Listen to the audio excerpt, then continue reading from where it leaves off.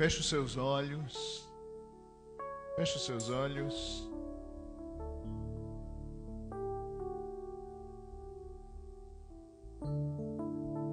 Por toda a minha vida,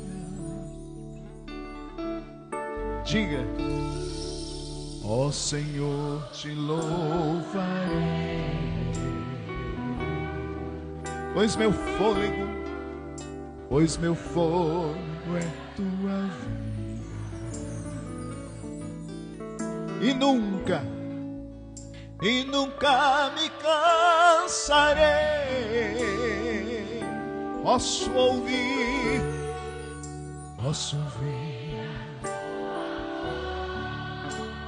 Glória a Deus. É mais doce do que o mel. Quem me tira desta e me leva até o céu. E me leva até o céu. Já vi fogo queimando, vento forte que passou, já vivi tantos perigos, mas a tua voz me acalmou.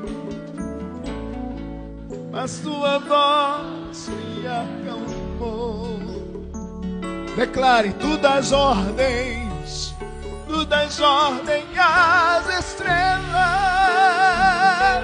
e ao mar sem limites. Eu me sinto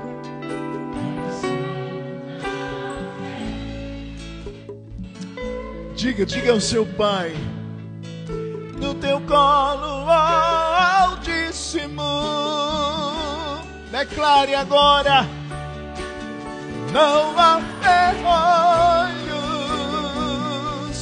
nem portas que se fechem diante da sua voz. Em nome de Jesus.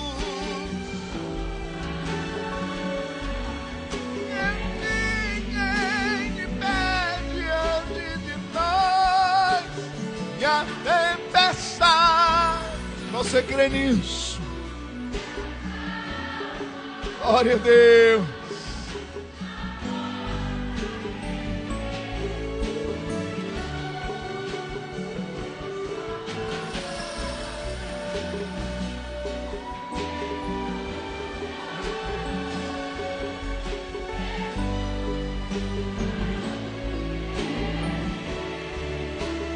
Não há ferrolhos.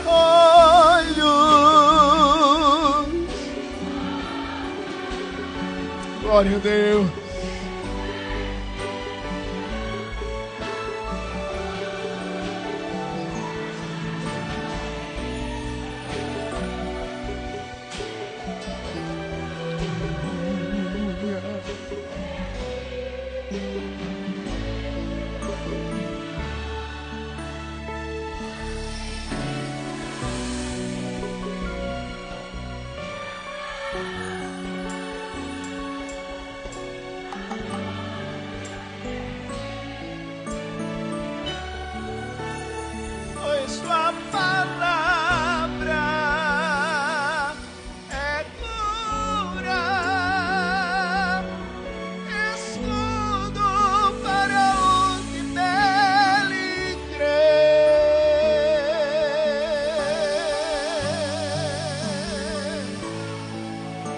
Glória a Deus. Glória a Deus. Abra sua Bíblia em Marcos capítulo 1, versículo 40. Você conhece essa história. Essa história é narrada nos 3 evangelhos: Mateus 8, Marcos 1 e 40, Lucas capítulo 5. Todos os 3 evangelhos narram a cura de um homem leproso. Todos os três evangelhos narram esse homem leproso adorando Jesus, ou se ajoelhando diante de Jesus, ou se prostrando com o rosto em terra. Lucas, ele é bem mais preciso na sua narrativa, quando ele diz que ele se prostrou com o rosto em terra. Todos os três evangelhos narram a súplica do leproso, dizendo: Senhor, se o Senhor quiser, o Senhor pode me purificar, o Senhor tem este poder. Este homem estava doente, e somente o evangelho de Marcos, no versículo 41, narra um detalhe, que Jesus sentiu compaixão daquele homem.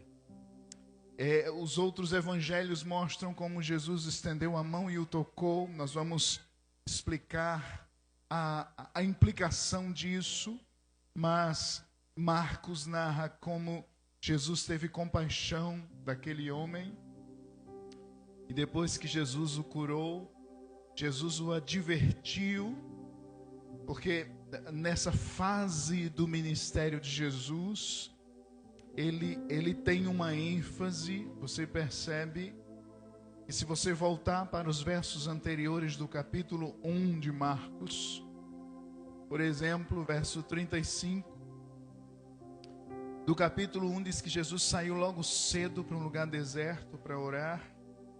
Simão e os que com ele estavam encontraram Jesus e o achando, parece que Jesus não disse para ninguém para onde ele ia, e quando o acharam: Senhor, está todo mundo te procurando. E Jesus tinha uma prioridade. Isso está no versículo 38, quando ele diz: a gente precisa ir às aldeias vizinhas, porque eu também preciso pregar nesses lugares. Então, Jesus tem essa prioridade nesse momento, e ainda não era o momento dele se revelar como Messias, e também, se logo no começo do seu ministério essa notícia se espalhasse de forma muito clara, isso traria implicações muito sérias, políticas, religiosas. Então Jesus não quer ainda que isso se espalhe. Então, além dele ter a prioridade de pregar o evangelho, ele aqui logo no começo, sempre que alguém descobria alguma coisa a respeito dele, por exemplo, até os demônios, quando queriam falar quem ele era, Jesus mandava eles se calarem, e Jesus mandava eles saírem. Jesus os proibia de falarem. Então, Jesus ainda está mantendo, até onde é possível, esse segredo, que a gente chama de segredo messiânico. É claro que na mente dos seus discípulos isso só ficaria mais claro após a sua morte e ressurreição. Então, Jesus também trata esse leproso assim. Jesus cura ele, pede para ele não contar para ninguém, e pede para ele se apresentar ao sacerdote, porque era um sacerdote na religião judaica que fazia análise para ver se a pessoa estava bom daquela doença, porque somente assim ela poderia oferecer sacrifícios, cultuar, participar da comunidade. Então, por isso Jesus manda ele lá. O leproso desobedece. O leproso, ele não consegue se conter, e ele sai contando para todo mundo o que Jesus fez. E o texto diz em Marcos, no versículo 45, que a notícia se espalhou de uma forma que Jesus não podia mais entrar publicamente nos lugares. A partir daí, e Lucas também vai relatar isso em Lucas 5, versículos 15 e 16. A partir daí, Jesus começa a procurar lugares mais isolados, eles mantêm uma vida de oração, e as pessoas começam a procurar por Jesus lá, nesses lugares mais solitários, porque ficou difícil Jesus entrar publicamente na cidade, principalmente depois da cura desse leproso. Por que essa cura ela foi tão significativa? Primeiro, nós sabemos que a lepra é uma das enfermidades mais temidas, principalmente na época. Uma doença muito comum no Egito e no Oriente Médio, e causa uma ruína repugnante. Essa doença, ela gera não apenas o isolamento social da pessoa, mas transformava a pessoa no alvo de preconceito, porque a pessoa que estava com essa doença era considerada amaldiçoada. E tem também os aspectos religiosos que vinham desde a lei de Moisés, quando foi estabelecido, porque Deus resolveu usar essa doença como ilustração do pecado humano. Então, em Levítico 13, em Levítico 14, qualquer tipo de lepra, é bom a gente lembrar que no Antigo Testamento, a palavra para lepra, ela é um termo muito geral. Ela se refere tanto a uma doença de pele, quanto a lepra propriamente dita, e até mesmo a fungos e bactérias que pudesse dar nas paredes, nos tecidos. Elas era a mesma palavra que foi traduzida por lepra nos nossos textos. Então, quando a ideia era que qualquer fungo que trouxesse essa ideia de degeneração, Deus usava em sua pedagogia como símbolo do pecado. Então, por exemplo, se uma casa tivesse com mofo, uma parede com mofo, ou uma tenda com mofo, ou uma roupa com mofo, era preciso que Israel fizesse um processo. Se fosse uma roupa, tinha que arrancar o pedaço, tinha que ver se o mofo não ia voltar, e se chegasse a um ponto que não tivesse como livrar aquela roupa do mofo, ela precisava ser descartada. Uma casa também, às vezes a casa dá mofo nas paredes, mas em Israel, dentro do contexto do Antigo Testamento, se isso acontecesse, eles não conseguissem se livrar do mofo na casa, eles tinham que se livrar daquela casa, porque então, só que mofo, fungos no tecido e vários tipos de doenças de pele no Antigo Testamento, o termo era o mesmo, era chamado de lepra do Antigo Testamento. E havia o leproso mesmo. A doença causava um preconceito tão grande que, por exemplo, na Idade Média, o sacerdote, ele se vestia com as suas roupas cerimoniais quando alguém estava com lepra, e ele, com um crucifixo na mão, ele conduzia essa pessoa até a igreja e lia para ela o serviço fúnebre. E a partir daí, essa pessoa era considerada morta. Ela só podia assistir a missa através de um buraco que era feito, mas não podia habitar mais com as pessoas, não podia entrar na igreja na Idade Média. E nos dias de Jesus, o preconceito também, além das questões religiosas, eram muito grandes. Claro que hoje já tem a cura para a lepra, mas nos dias de Jesus não tinha. Não tinha cura para essa doença. Bom, a medicina, ela fala em pelo menos 3 tipos de lepras, não é? A nodular, a anestésica e a mais comum, que é uma mistura das duas. Mas a nodular, por exemplo, ela vai trazer letargia, dores nas juntas, manchas nas costas, vão surgindo nódulos rosados, escuros, a pele começa a ficar grossa, e esses nódulos começam a se amontoar no rosto, no nariz, nas orelhas, na bochecha, e aquela pessoa vai ficando desfigurada, com um aroma horrível, não se consegue se aproximar dela, até que a pessoa perde a razão também e chega à morte. Isso pode durar 9 anos, uma pessoa pode ficar com essa doença 9 anos, a irmã que é ali da área de saúde pode confirmar. Você tem aquela lepra anestésica que os sintomas iniciais parecem os mesmos, mas as extremidades nervosas da pessoa são afetadas e a pessoa começa a perder a sensibilidade, os músculos começam a se desgastar, os tendões começam a se contrair ao ponto das mãos da pessoa ficarem parecendo com garras. Veja como a lepra, além de ser uma doença horrível, ela é uma doença que deforma a pessoa. E as unhas elas se desconfiguram e a pessoa vai prosseguindo até o ponto de começar a cair partes da pessoa sem ela sentir. Ela vai perdendo dedos, ela vai perdendo as orelhas. É uma espécie de morte progressiva. Claro, hoje já tem tratamento. Na época do Antigo Testamento não se referia especificamente a essa lepra. O termo era genérico, podia ser um fungo num tecido ou podia ser a lepra propriamente dita. Mas é possível que nos dias de Jesus nós estejamos falando de lepra mesmo.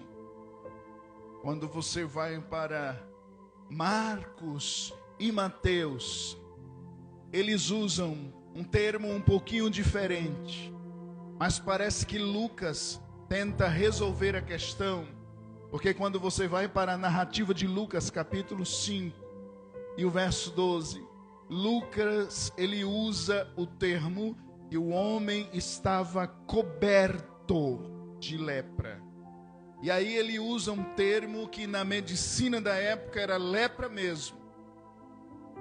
A pessoa que estava com essa doença, tanto por causa do contexto religioso, por causa da lei, ela deveria viver sozinha, no campo aberto.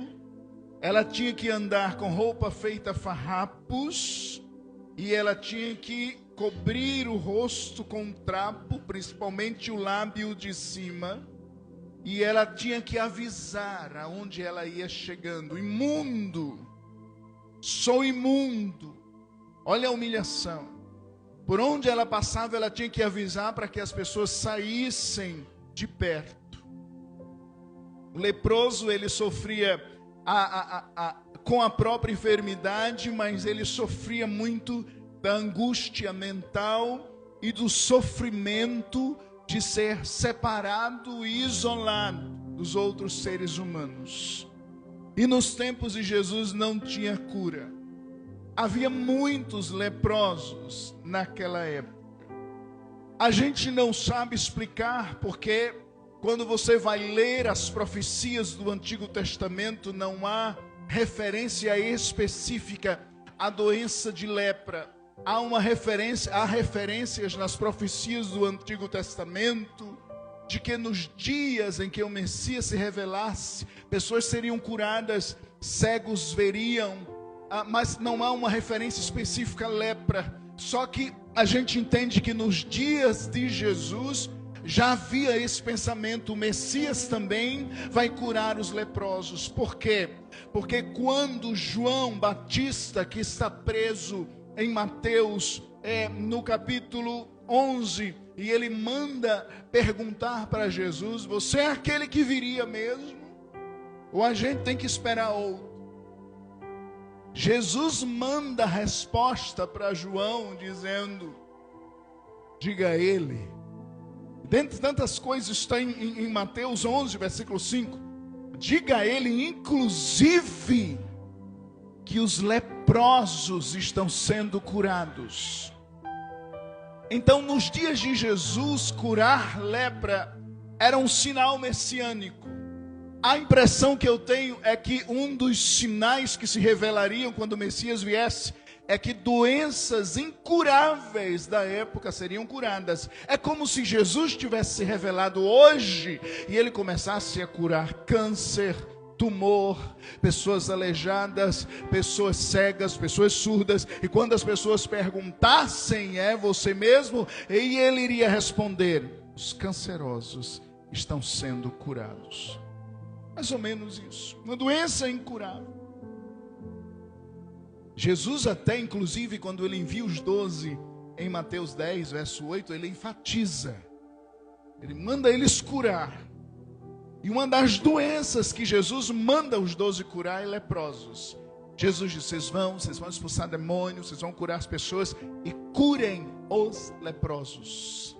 Então, parece-nos que fazia parte do, vamos dizer assim, do pacote messiânico. Quando ele viesse, ele curaria as doenças incuráveis da época, e uma delas seria lepra. Então Jesus usa isso como sinal para si mesmo. Vale lembrar, irmãos, vale informar que a cura dessa doença na época, ela era atribuída só a Deus, e ela era considerada ressurreição dos mortos. As pessoas diziam: quem pode curar o leproso pode ressuscitar o morto. De tão ofensiva que era essa doença. Agora veja, essa doença, ela lembra muito o pecado. O pecado na vida do ser humano. Natureza pecaminosa. Ora, o pecado nos torna repugnantes diante de Deus. Porque Deus odeia o pecado. Ele ama o pecador, mas Ele odeia o pecado. Quando nós somos dominados pelo pecado, o pecado nos aliena, nos separa da sociedade, nos isola. O pecado se espalha, é contagioso. Ninguém aqui dentre nós pode santificar ninguém. Uma pessoa suja de lama não pode limpar outra pessoa. Ela vai sujar essa outra pessoa.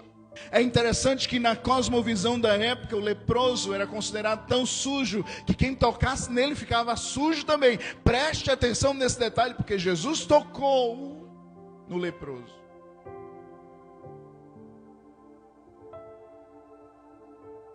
Glória a Deus. A lepra é uma doença contagiosa que desconfigura. O pecado também. Uma doença incurável. O pecado também. A lepra impedia eles de cumprir a lei, de fazer parte do culto, de participar da comunidade. O pecado também. A lepra trazia sofrimento físico e psicológico, que isolava a pessoa. Eu conheci um pastor que foi leproso e ele realmente foi curado da lepra milagrosamente. E ele conta que a maior dor dele foi quando ele recebeu a informação que ele teria que ser isolado da família. Não poderia mais dormir com sua esposa. Ele disse que foi nesse dia que ele passou a noite chorando de madrugada. Passou a noite chorando.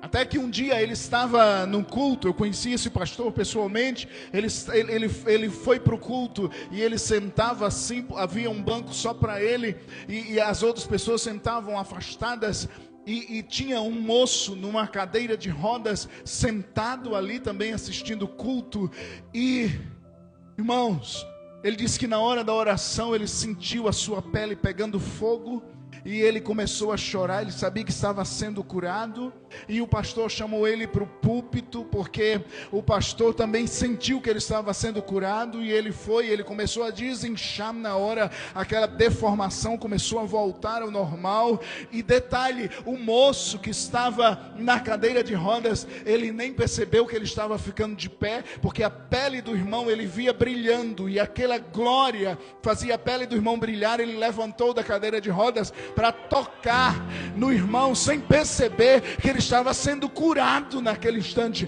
Naquele dia, Jesus curou um homem de lepra e curou um aleijado. Jesus é o mesmo. Jesus é o mesmo. Glória a Deus. Mas a lepra, ela na Bíblia, ela simboliza o pecado. Agora veja, o mais importante não é isso. Aquele homem leproso, ele ouve falar de Jesus. E é preciso ter coragem para fazer o que ele fez. Que ele não podia. Era proibido por lei. Era proibido pela sociedade. Ele tinha que avisar quando ele ia passando. Mas ele entra na frente de Jesus e se joga na frente de Jesus. Glória a Deus. E a Bíblia usa o termo que ele adorou a Jesus. Ele começou a adorar a Jesus. E ele disse: Senhor, se o Senhor quiser, o Senhor pode me purificar. Glória a Deus. O texto diz que o Senhor Jesus se encheu de compaixão. E Ele fez algo que nenhum religioso faria. Ele fez algo que nenhum médico faria. Ele fez algo que a religião judaica proibia. Era proibido tocar no leproso. Ele estendeu a sua mão, tocou naquele homem e disse: eu quero. Glória a Deus. Lucas diz que aquele homem era coberto de lepra. Todos os 3 evangelhos dizem que imediatamente a lepra desapareceu. Glória a Deus. Então, Jesus teve compaixão. Jesus é a cura para a humanidade, porque Jesus olha para nós, eu e você, leprosos, miseráveis, e Ele toca na nossa vida e nos purifica de todo o pecado. Interessante que se o leproso tocasse em alguma coisa, tinha que jogar fora, era considerado imundo. Não era só uma questão de contágio, era considerado imundo. Não adiantava esterilizar, tinha que descartar, era considerado imundo. Mas Jesus, é interessante, irmãos, porque nós pecadores, se nós tocarmos uns nos outros, nós vamos apenas nos sujar mais, porque nós somos tão pecadores que nós não podemos limpar ninguém. Mas o dono da purificação, Ele toca, e Ele não se suja, é Ele quem limpa, porque Ele tem poder para isso. Glória a Deus. Então, depois que Jesus tem compaixão daquele homem, Jesus estende a mão. Observe que Marcos usa os 3 termos, 3 verbos da ação de Jesus: se compadecer, estender e tocar. E aí ele o envia para testemunho. Depois que Jesus o cura, Jesus diz: olha, é melhor você não sair por aí espalhando a notícia, mas você vai para o templo. O sacerdote vai lhe examinar e ele vai dizer: isso vai servir de testemunho para as pessoas que estão ali. E agora o leproso então pode cumprir a lei. A gente sabe, irmãos, que em certo sentido todos nós somos leprosos, ou fomos, ou éramos, porque o pecado faz isso conosco. Uma outra lição que eu vi no texto é que tocar no leproso traria questionamentos. Jesus não se importou com isso. Da mesma forma acontece com Deus. Não interessa como vamos a Ele, quando Ele nos toca, é uma nova história daqui para frente. Quando Jesus toca em você, é uma nova história. O importante é o que Deus faz e o que Deus fez na sua vida. O seu passado não importa mais. Embora uma pessoa esteja doente, deformada espiritualmente, ela não é menos valiosa diante de Deus. Ninguém é tão repugnante para Jesus ao ponto dele não querer tocar. Glória a Deus, porque Ele é aquele que purifica. Tem um detalhe: as religiões da época, nem a medicina, mas eu quero falar da religião, podia curar a lepra, mas eles eram muito bons em diagnosticar.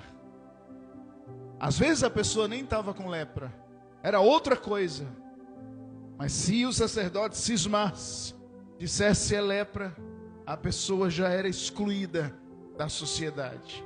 As religiões, elas apenas dão um diagnóstico, mas elas não curam.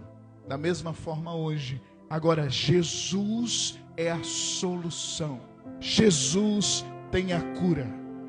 Se você for, abra sua Bíblia em Romanos 8. Você vai ver que a experiência cristã é muito parecida. Romanos 8. A experiência cristã é muito parecida. Romanos 8, versículo 1.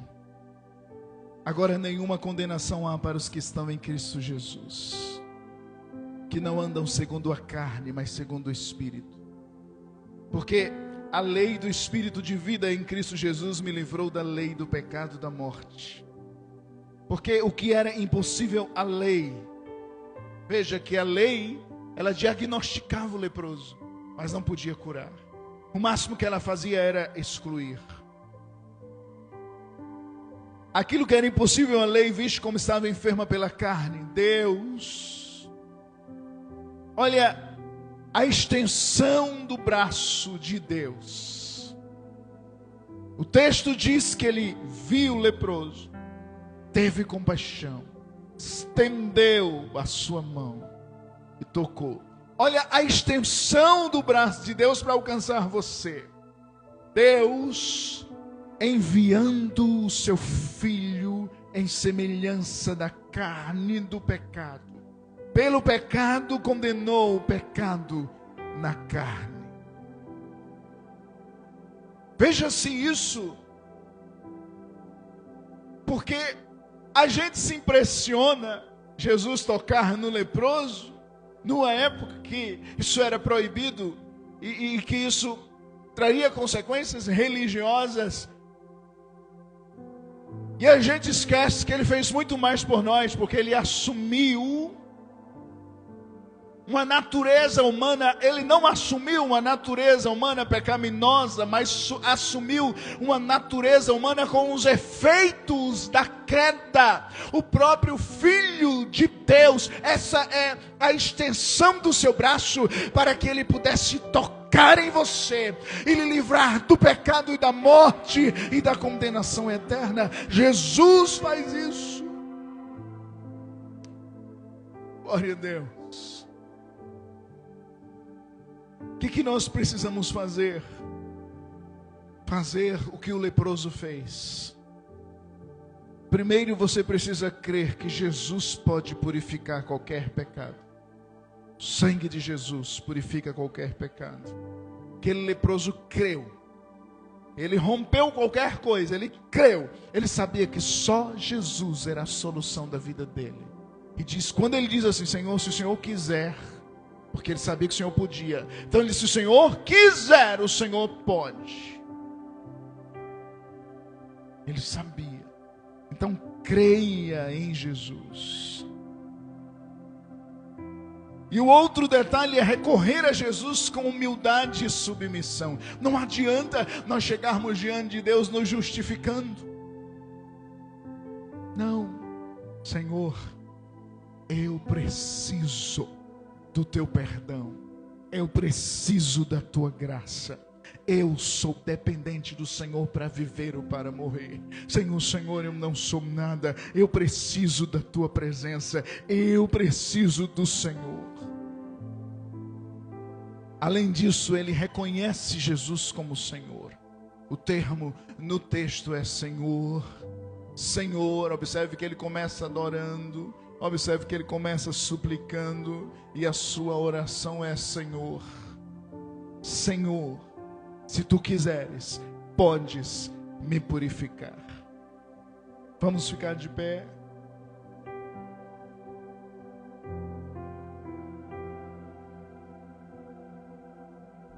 Glória a Deus.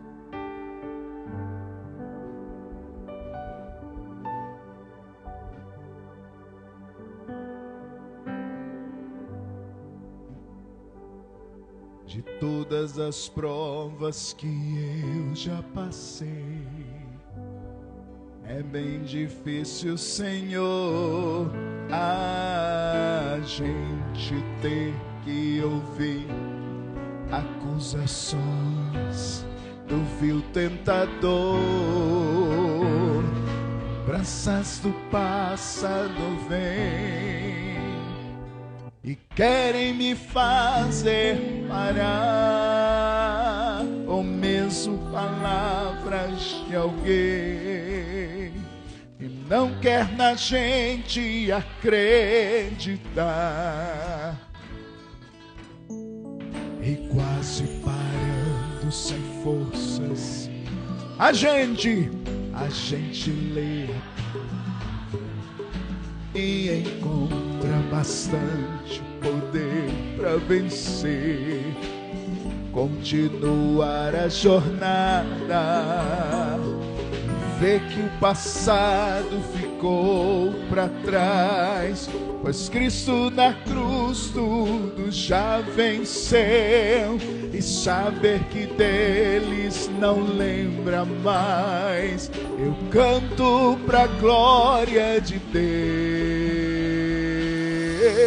Declare: uma condenação há para estar em cuja vida completa está pelo sangue que verteu na cruz. É certo que provas virão, investidas do vil tentador, mas nenhuma condenação há para estar em ti. Glória a Deus, glória a Deus. Vou pedir para você segurar na mão do seu irmão.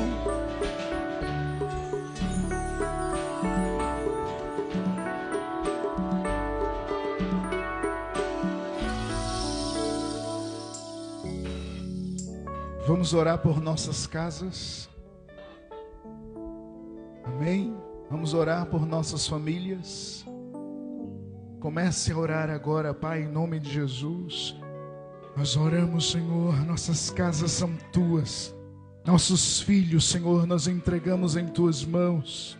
Senhor, nossos pais, nossas mamães, nossos avós, nossos tios, tias, primos e primas, Senhor, filhos e filhas, irmãos, crianças, jovens, adolescentes, idosos, Senhor, homens e mulheres, nós colocamos em Tuas mãos. Nós pedimos o milagre da graça,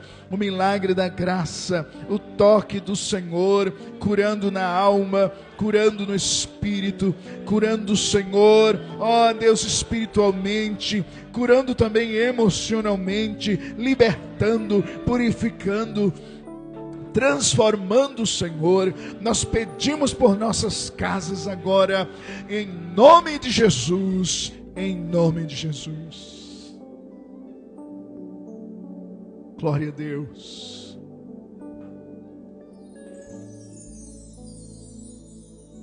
Oh Deus,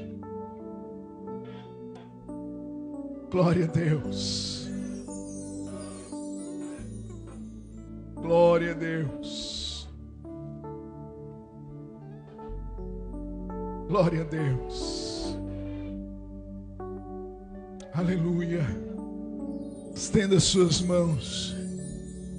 Que o amor de Deus, a graça de nosso Senhor e Salvador Jesus Cristo e as consolações do Espírito Santo sejam conosco. Antes de dizer amém, nós vamos já dizer amém. Tem alguém que quer se reconciliar ou aceitar Jesus hoje? Vira à frente. Nós não vamos insistir, nossa ideia não é pressionar, mas nós nos sentimos na obrigação de perguntar, por amor à sua alma. Tem alguém que quer tomar essa decisão? Vem à frente. Glória a Deus. Louvado seja o Senhor. Glória a Deus. Louvado seja Deus. Tem mais alguém para o Senhor? Tem mais alguém tomar uma decisão aqui? Nós temos que consagrar ao Senhor um instrumento que o Jader comprou um negócio muito chique aqui, que eu nem sei o nome.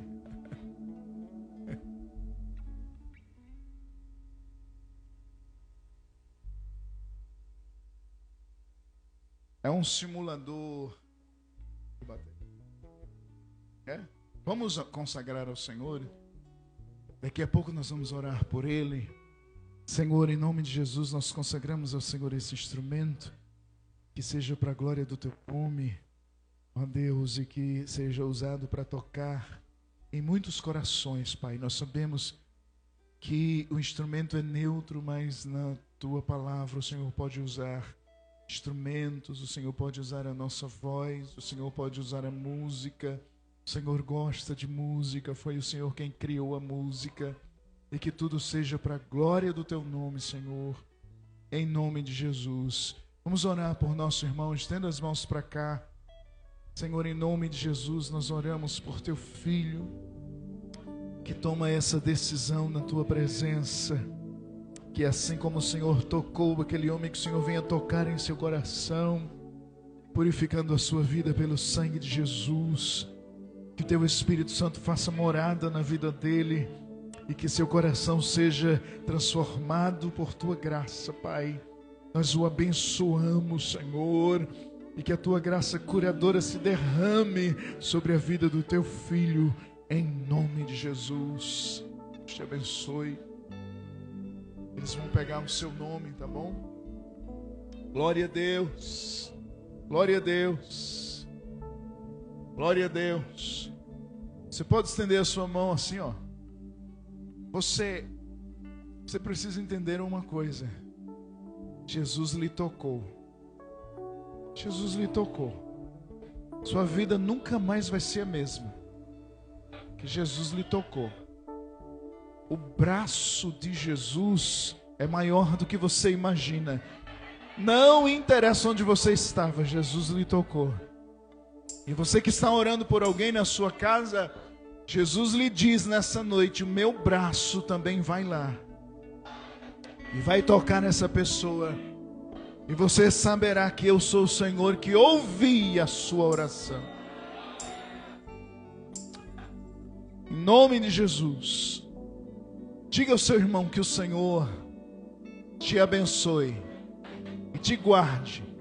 Que o Senhor faça resplandecer a luz do seu rosto sobre ti. Tenha misericórdia de ti. Que o Senhor sobre ti levante o seu rosto e te dê a paz. Deus te abençoe, a paz do Senhor. Não saia sem falar com seu irmão.